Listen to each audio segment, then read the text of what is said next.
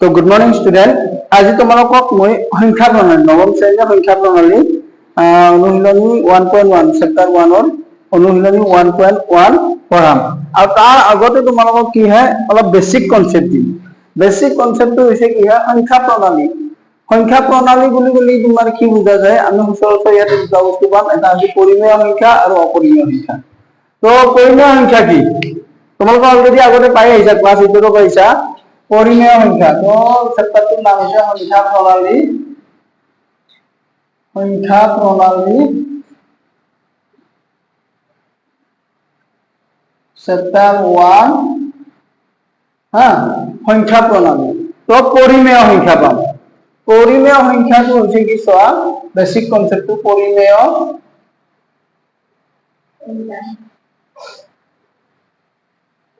সংখ্যা। তো পৰিমেয় সংখ্যা কাক বোলে এইটো জানিব লাগিব। পৰিমেয় সংখ্যা কাক বোলে, যিবোৰ সংখ্যা p বাই q আহি প্ৰকাশ কৰিব পাৰো, যত p q অখণ্ড সংখ্যা আৰু q নট ইকুৱেল 0 হয়, তেনেবোৰ সংখ্যা কি বুলি কোৱা হয়, পৰিমেয় সংখ্যা বুলি কোৱা হয়। তো যিবোৰ সংখ্যা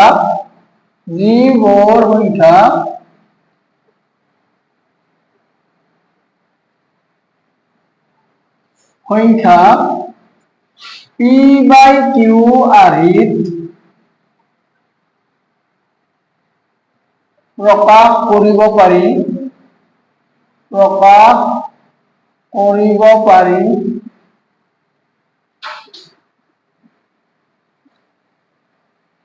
যত p q অখণ্ড সংখ্যা আৰু q নট ইকুৱেল 0 হয়, তেনেবোৰ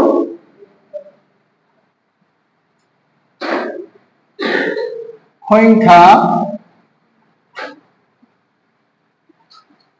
পৰিমেয় সংখ্যা বোলে। পৰিমেয় সংখ্যা বোলে।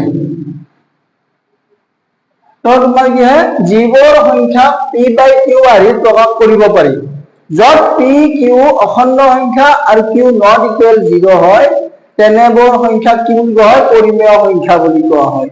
তো ইয়াত পৰিমেয় সংখ্যা যেতিয়া সংজ্ঞা লিখিছো, সংজ্ঞা লিখোতে আৰু এটা বস্তু ইয়াতে উল্লেখ কৰিছে যে অখণ্ড সংখ্যা। এটা অখণ্ড সংখ্যা মানে কি, সেই বস্তুটো তোমালোকে জানিব লাগিব। অখণ্ড সংখ্যা কি, যে ধনাত্মক আৰু ঋণাত্মক সংখ্যাবোৰক কি কৰিছিলো, পৰিমেয় সংখ্যাৰ হল p বাই q আহি প্ৰকাশ কৰিব পাৰো, আৰু p বাই q আহি প্ৰকাশ কৰে q নট ইকুৱেল 0। সাপোজ তোমাৰ কি হয়, q নট ইকুৱেল 0 হৈছে, তো p বাই q সাপোজ প্ৰকাশ কৰিলো, আমি কি দিছো q নট ইকুৱেল 0।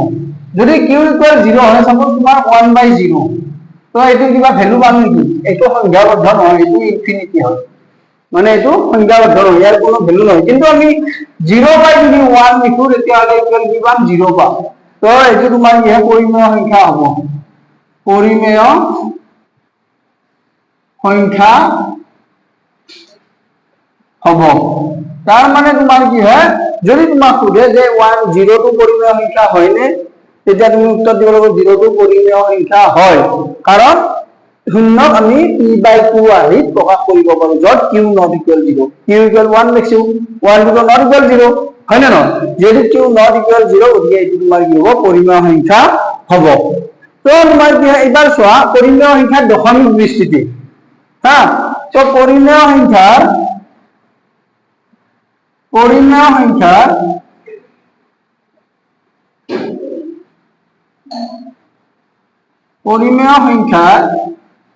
দশমিক বিস্তৃতি। তো দশমিক বিস্তৃতি কি পাও, যদি পৰিমেয় সংখ্যা আমি কি কৰো, দশমিকলৈ প্ৰকাশ কৰো, তেতিয়াহলে দশমিকৰ পিছত তোমাৰ কি হয়, কিমানটা অংক থাকিব গম পাও, আৰু কেতিয়াবা গম নাপালেও কি হয়, পৌনঃপুনিক হয়। বুজিছেনে? সাপোজ তোমাৰ কি হয় 0.36, তো এইটো আমি ভগ্নাংশত কৰিলে কি হ'ব, 36/100। তাৰ মানে দশমিকৰ পিছত কি গম পাইছো আমি, 0.36 মানে দশমিকৰ পিছত দুটা ডিজিট আছে। দুটা অংক আছে সাপোজ তোমাৰ কি হয় 0.3333 dot dot dot dot dot এনেকে আছে আৰু তেতিয়া আমি কি লিখিম 0.3 বাৰ বা ডট এটা মানে কি হয় এইটো ৰিপিট হৈ আছে তিনিৰ ওপৰত বাৰ আছে মানে কি দশমিকৰ পিছত তিনিয়ে আহি আছে বুজি পাইছে নে আৰু এইটো কি বুলি কোৱা হয় পুনৰ আহি আছে না একে সংখ্যাই বাৰে বাৰে আহি আছে না আৰু সেইকাৰণে এইটো কি বুলি কোৱা হয় পৌনঃপুনিক বুলি কোৱা হয় তো দশমিক তোমাৰ কি হ'ব অৰ্থাৎ পৰিমেয় সংখ্যাৰ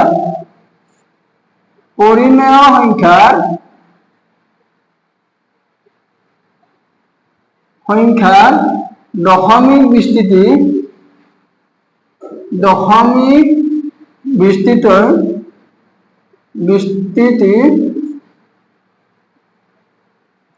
পৰিসমাপ্ত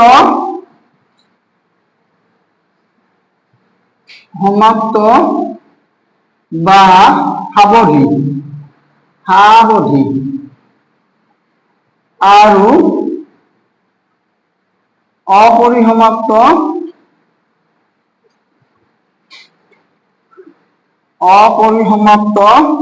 অমাপ্ত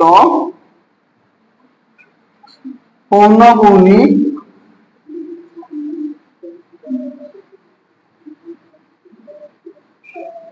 বা নিৰবধি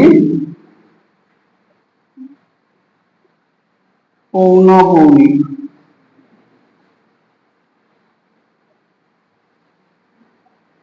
নিৰবধি পৌনঃপুনিক হয় তাৰ মানে কি হয় এই ক্ষেত্ৰে প্ৰথমটো ক্ষেত্ৰে চোৱা দশমিকৰ পিছত কেইটা ডিজিট আছে দুটা ডিজিট আছে যেহেতু দশমিকৰ পিছত দুটা ডিজিট আছে ইয়াৰ ভগ্নাংশ প্ৰয়োগ কৰিলে 36/100 p/q আহি হৈ গ'ল হয় নে নহয় তো এইটো হ'ল ইয়াৰে p/q আহি হল আৰু এইটোকো আমি কি কৰিব পাৰো p/q আহি প্ৰকাশ কৰিব পাৰো তো p/q আহি প্ৰকাশ কৰিলে আমি কি পাম আমি মই ৰিভিজন 1ত অলৰেডি কৈ দিছিলো যে কেনেকৈ p/q আহি প্ৰকাশ কৰে ইয়াকো দেখুৱাই দিম হা শৰ্টকাট মেথডৰ এটা আছে এমসিকিউ আহে আৰু এমসিকিউ আহিলে তোমালোকে কি হয় শৰ্টকাট মেথড ফলো কৰিব লাগিব অৰ্থাৎ পৰিমাণ এইটো তোমাৰ কি হয় পৰিসমাপ্ত বা সাবধি বুলি কোৱা হয় আৰু অপৰিসমাপ্ত পৌনঃপুনিক এইটো যেহেতু তোমাৰ কি হয় অপৰিসমাপ্ত সমাপ্ত হৈছে নেকি হোৱা নাই আৰু তোমাৰ কি হয় পৌনঃপুনিক বা নিৰবধি পৌনঃপুনিক দশমিকৰ পিছত একেটা ডিজিটে একেটা সংখ্যা বা একে সংখ্যাই ৰিপিট হৈ থাকিব অকল যে 0.33 এনেকে আহিব তেনেকুৱা কথা নাই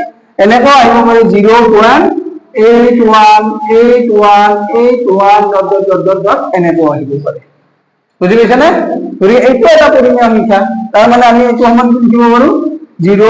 শৰ্টকাট কৰি লিখিলে 81 বাৰ মানে 8ৰ ওপৰতো বাৰ আছে 1ৰ ওপৰতো বাৰ আছে তাৰমানে 0.81818181 ৰিপিট হৈছে বুজি পাইছা নে এইখিনি হ'ল তোমাৰ কি হয় পৰিমেয় সংখ্যাৰ মানে বেসিক কনসেপ্ট আৰু এইখিনি বস্তু জানিলে এটলিস্ট তোমালোকে আৰু অসুবিধা নোপোৱা এইবাৰ আহিব তোমাৰ কি অপৰিমেয় সংখ্যা তো অপৰিমেয় সংখ্যা কি হ'ব চোৱা অপৰিমেয় সংখ্যা অপৰিমেয় সংখ্যা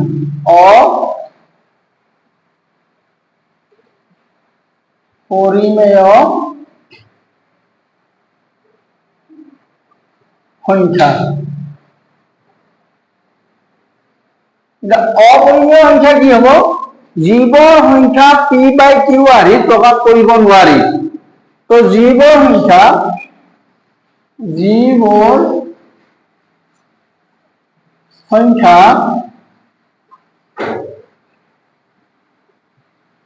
p/q আহি প্ৰকাশ কৰিব নোৱাৰি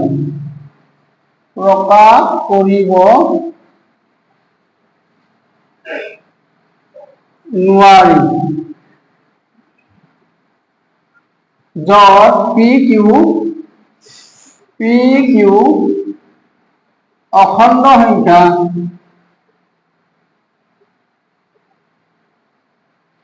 আৰু q not equal 0 হয়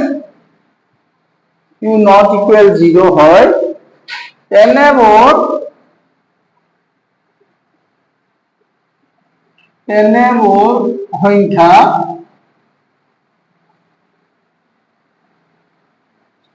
অপৰিমেয় সংখ্যা বলে, অপৰিমেয়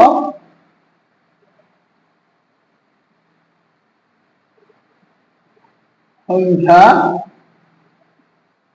বলে।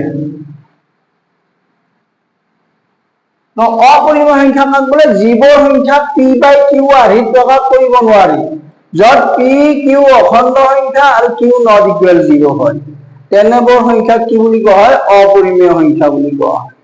সাপোজ তোমাৰ কি হয়, যেনে √3, √3 আমি বৰ্গমূল হোল নাম্বাৰ পাও নেকি? পূৰ্ণ সংখ্যা পাও নেকি? নাপাও।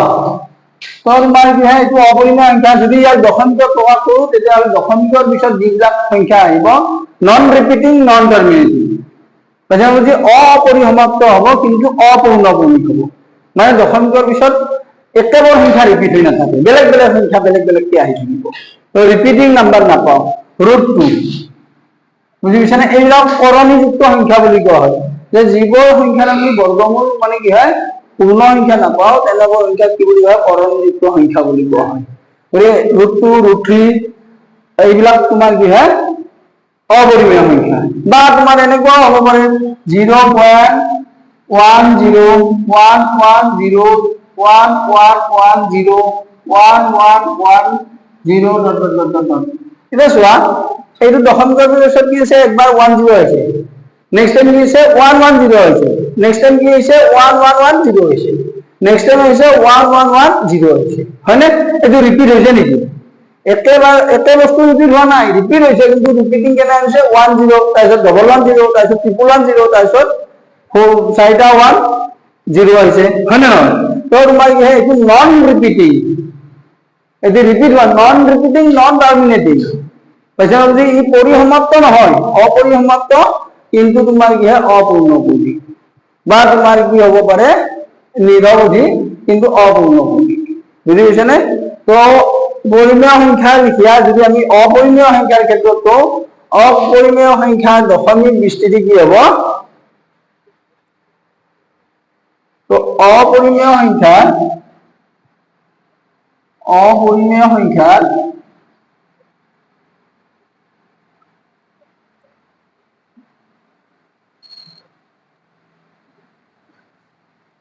দশমিক বিস্তৃতি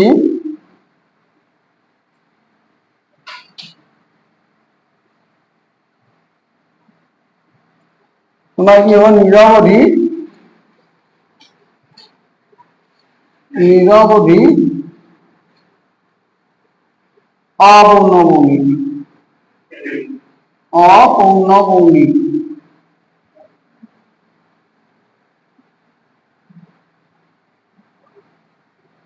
হব। তার মানে দশমিকৰ পিছত যিবিলাক ডিজিট ওলাব সেইবিলাক ৰিপিটিং নহয়। ইংৰাজীত ক'লে তোমাৰ কি হয়? Non terminating,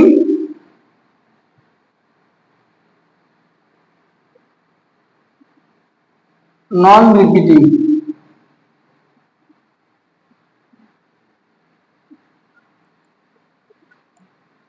non terminating, non repeating হব। এইটো হল তোমাৰ কি হয়? অপৰিমেয় সংখ্যাৰ ক্ষেত্ৰত। সো অপৰিমেয় সংখ্যাক আমি কি পি বাই কিউ আহি প্ৰকাশ কৰিব নোৱাৰো, আৰু দশমিক বিস্তৃতিটো কি হয়? তোমাৰ নিৰৱধি হয় আৰু অপূৰ্ণক্ৰমিক হয়, মানে অপৰিসমাপ্ত আৰু অপূৰ্ণক্ৰমিক। কিন্তু পৰিমেয় সংখ্যাৰ সম্পূৰ্ণ বিপৰীত আৰু হল। বাস্তব সংখ্যা,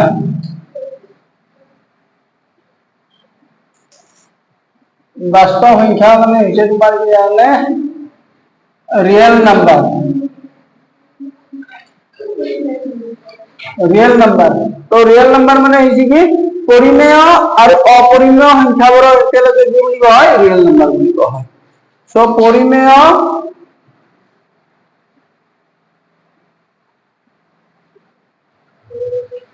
আৰু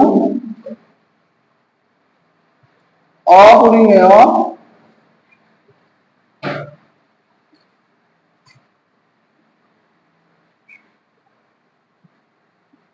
সংখ্যাবোৰক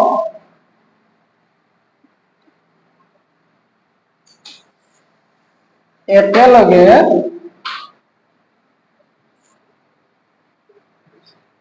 বাস্তব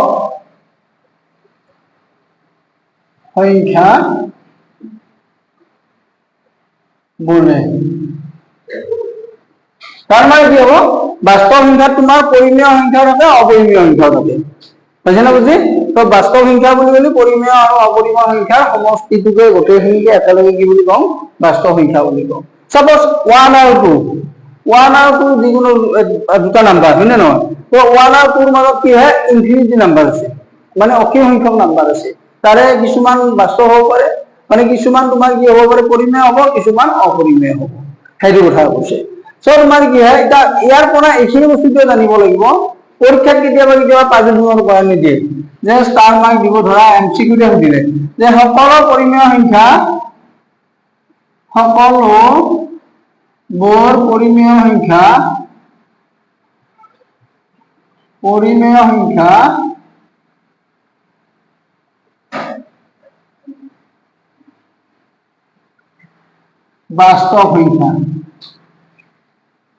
বাস্তব সংখ্যা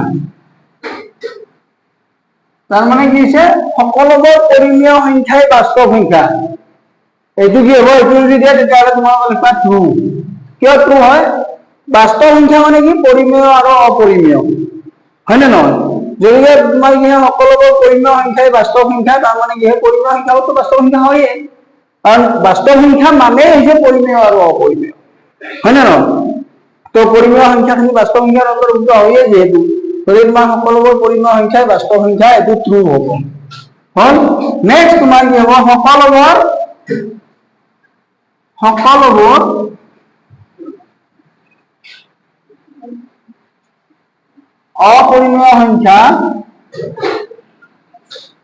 অপৰিমেয় সংখ্যা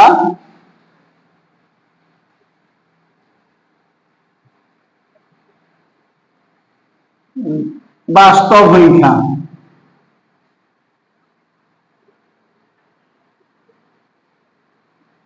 তো সকলোবোৰ অপরিমেয় সংখ্যাই বাস্তব সংখ্যা যদি এনেকে দিয়ে তেতিয়া তোমালোকে চকু মুজি দি দিবা আৰু দিস ইজ ট্ৰু এইটোও সত্য যদি তোমাৰ কি হয় এনেকে দিয়ে এনেকে নুশুনি দিয়ে যে সকলোবোৰ বাস্তব সংখ্যাই পৰিমেয় বা সকলোবোৰ বাস্তব সংখ্যা অপৰিমেয় তেতিয়া কিন্তু তোমাৰ নহব কিয় যদি এনেকে দিয়ে প্ৰশ্নটো যে সকলোবোৰ বা সকলো বাস্তব সংখ্যাই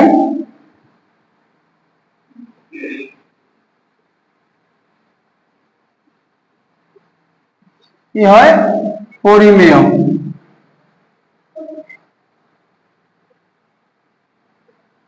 সকলো বাস্তব সংখ্যাই পরিমেয় যদি এনেকে দিয়ে তেতিয়াহ'লে কিন্তু তোমালোকে চকু মুদি দিব লাগিব ফলস কিয় ফলস হয় এইটো জানিব লাগিব কাৰণ বাস্তব সংখ্যা মানে কি পৰিমেয় আৰু অপৰিমেয় হয় না নহয় তো তোমাৰ কি চোৱা বাস্তব সংখ্যা সমান পৰিমেয়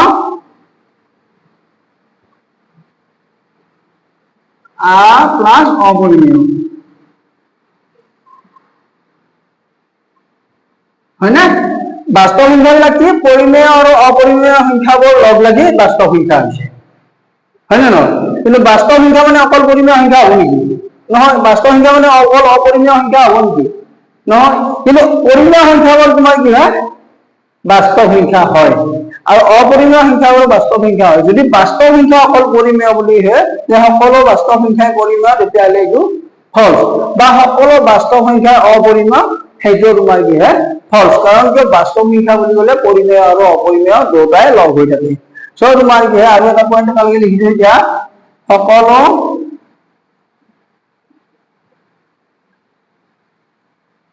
বাস্তব সংখ্যাই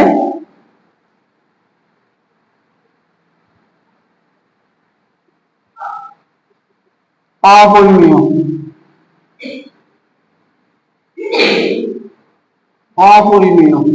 তো এইটো কি হ'ব ফলস তো সকলো বাস্তব সংখ্যাই অপরিমেয় এইটো ফলস কাৰণ বাস্তব সংখ্যা বুলি এটা বস্তু আমি বাৰে বাৰে কৈছো যে বাস্তব সংখ্যা বুলি ক'লে পৰিমেয় আৰু অপৰিমেয় দুটা সংখ্যাৰ কথাই আহে একেলগে আৰু পৰিমেয় বুলি ক'লে এইখিনি হ'ল স্পেচিয়েল আৰু অপৰিমেয় বুলি ক'লে বাস্তব সংখ্যাৰ স্পেচিয়েল পাৰ্ট বুজি পাইছানে part of real number actually rational আৰু ইৰেচনেল কি ইয়াতে তোমাৰ কি হয় যদি সকলো বাস্তৱ সংখ্যাই পৰিমেয় বুলি বা কোনোবাই অপৰিমেয় বুলি কয় তেতিয়াহ'লে এইটো ভুল হ'ব কিন্তু পৰিমেয় সংখ্যাবোৰো বাস্তৱ সংখ্যা অপৰিমেয় সংখ্যাবোৰো বাস্তৱ সংখ্যা এই তিনিটা এইকাৰণে দিছো এই চাৰিটা পইণ্ট এমচিকিউ দিয়ে তোমালোকৰ পাজলিঙৰ কাৰণে ভেৰি ভেৰি ইম্পৰ্টেণ্ট বুজি পাইছানে হেৰি বস্তু এক্সাৰসাইজ 1.1 এক্সাৰসাইজ 1.1 ত তোমাক কি দিছে শূন্যত পৰিমেয় সংখ্যা হয়নে এইটো সুধিছে আৰু ইয়াত p বাই q আহি প্ৰকাশ কৰিব পাৰিনে তো আমি কি লিখিম শূন্যত পৰিমেয় সংখ্যা হয় শূন্যত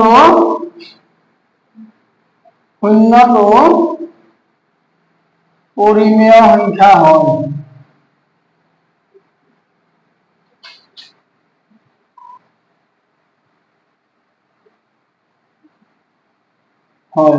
আৰু ইয়াত p বাই q আহি প্ৰকাশ কৰিব পাৰিনে যদি পৰিমেয় সংখ্যা হয় তেতিয়াহ'লে p বাই q আহি প্ৰকাশ নকৰাৰ যুক্তিয়ে নাথাকে ইয়াত p বাই q আহি প্ৰকাশ কৰিব পাৰি ইয়াত p বাই q আহি প্ৰকাশ কৰিব পাৰি যেনে 0/1 0/3 0/-5 আদি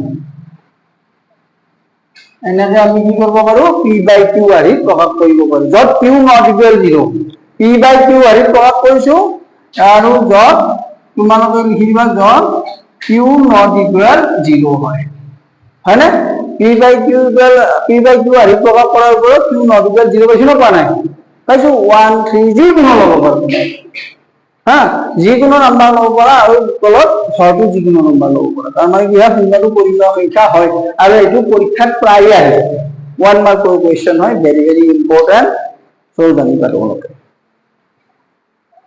এবাৰ নাম্বাৰ 2 কি আছে 3 আৰু 4 ৰ মাজত থকা ছটা পৰিমেয় সংখ্যা লিখা 3 আৰু 4 ৰ মাজত ছটা পৰিমেয় সংখ্যা লিখিব দিছে আৰু আমি ইজিলি লিখিম কেনেকৈ লিখিম চোৱা সলিউশনত কি কৰিম আমি 3 আৰু 4 আছে হয়নে নহয় 3 টোক আমি এনেকৈ লিখিব পাৰো নে নোৱাৰো 30/10 পাওনে 30ক 10 দি হৰণ কৰিলে কি হ'ব 3 হ'ব কোনোবাই 15/5 লিখিব পাৰে পইচা বুজি বা কোনোবাই 60/20 লিখিব পাৰে কোনো সমস্যা নাই আৰু 4 ইকুৱেল আমি কি লিখিব পাৰো 4 ইকুৱেল 40/10 আলটিমেটলি তোমাৰ চোৱা 30/10 আৰু 40/10 দুয়োটাই সদৃশ ভগ্নাংশ হৈছে না দুয়োটাৰে হৰ কি আছে 10 আছে না নাই মানে 3 মানে লিখিছো 30/10 আৰু 4 মানে লিখিছো আমি 40/10 দ্যাটস ইকুৱেল 4 এটা চোৱা মই 10 মানে 15/5 নলয় বা এইটো তোমাৰ কি হয় 4 আছে 20/5 লোৱা নাই কিয় লোৱা নাই এতিয়া 15 আৰু 20 ৰ মাজত আমি ছটা সংখ্যা নাপালো হেতেন আকৌ আমি মাল্টিপ্লাই কৰিব লাগিলে হেতেন গতিকে ইয়াত তোমাৰ কি 30 ওপৰটো কি আছে 30 আৰু 40 এটা 30 আৰু 40 ৰ মাজত ছটা সংখ্যা আমি চাম যে 3 ইকুৱেল আমি কি লিখিছো 30/10 লিখিছো আৰু এইটো 40/10 লিখিছো 4 ইকুৱেল সো এতিয়া আমি কি কৰিম 30 আৰু 40 ৰ মাজত ছটা সংখ্যা লিখি যাম সো তোমাৰ কি হ'ব এতে 3 আৰু 4 ৰ মাজত থকা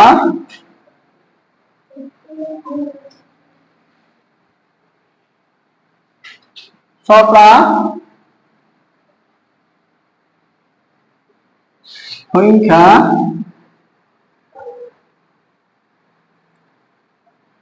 হ'ব কি 31/10 লিখিব পাৰো 32/10 লিখিব পাৰো 33/10 লিখিব পাৰো 34/10 লিখিব পাৰো আৰু 35/10 লিখিব পাৰো আৰু 36/10 লিখিব পাৰো পাওনে তো এইকেইটা হ'ব সংখ্যা যিকেইটা আমাৰ 3 আৰু 4 ৰ মাজত আছে গতিকে যদি দশমিকৰ প্ৰকাশ কৰো 3.1 3.2 3.3 3.4 3.5 3.6 হয় না নহয় গতিকে আলটিমেটলি তোমাৰ কি হয় অনায়াসে কৰিম না কৰা নাই একদম ইজি ট্ৰিক্স হয় আন্ডাৰস্ট্যান্ড হেৰি বস্তু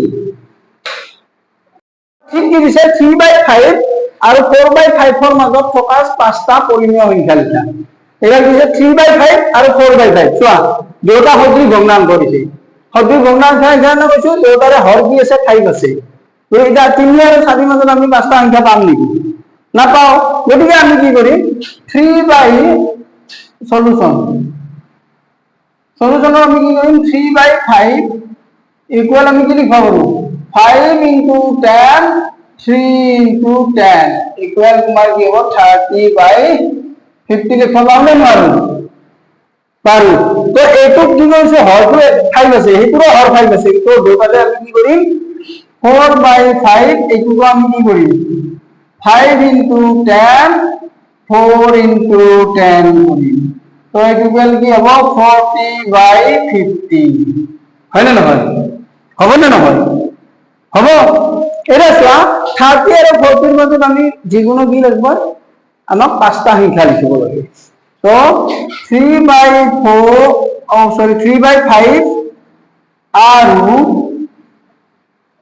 4/5 মাজত থকা পাঁচটা পৰিমেয় সংখ্যা হ'ব। পৰিমেয় সংখ্যা হ'ব কি কি হ'ব 31/50 32/50 33/50 34/50 and 35/50। तो समझ में आता है या नहीं? একেবাৰে ইজি আৰু এনেকৈ চাম পৰীক্ষাৰ আহি থাকে। বুজি পাইছে নে? আৰু যদি হৰটো বেলেগ বেলেগ থাকে তেতিয়াহ'লে লসাগু উলিয়াব লাগিব, উলিয়াই সিহঁতক সদৃশ কৰিব লাগিব। সদৃশ কৰাৰ পিছত তোমাৰ কি লব দুটাৰ মাজত পাঁচটা ছটা 10টা সংখ্যা থাকে নে নাথাকে চাব লাগিব। আৰু যদি নাথাকে বেলেগ একে একে সংখ্যাৰে আমি পূৰণ কৰিব লাগিব। এতিয়া আমি 10 দিয়ে পূৰণ কৰিছো আৰু হয়দি পূৰণ কৰিছো 5 আছে 5 আছে হৰ দুটাতে একে আছে না, সেইকাৰণে 2 দি কৰিছো। 5 দি কৰিলে আমাৰ কি হ'ব 3 * 15 পালো 20 পালো। তো 20 আৰু 15 মাজত আমি নাপাওঁ, সেইকাৰণে ডাঙৰ সংখ্যা দিয়ে পাব লাগিব। আন্ডাৰষ্টেণ্ড? সেইখিনি। তো ভিডিঅ'টো চাবা, তোমালোকে নিশ্চয় উপকৃত হ'বা। Thank U.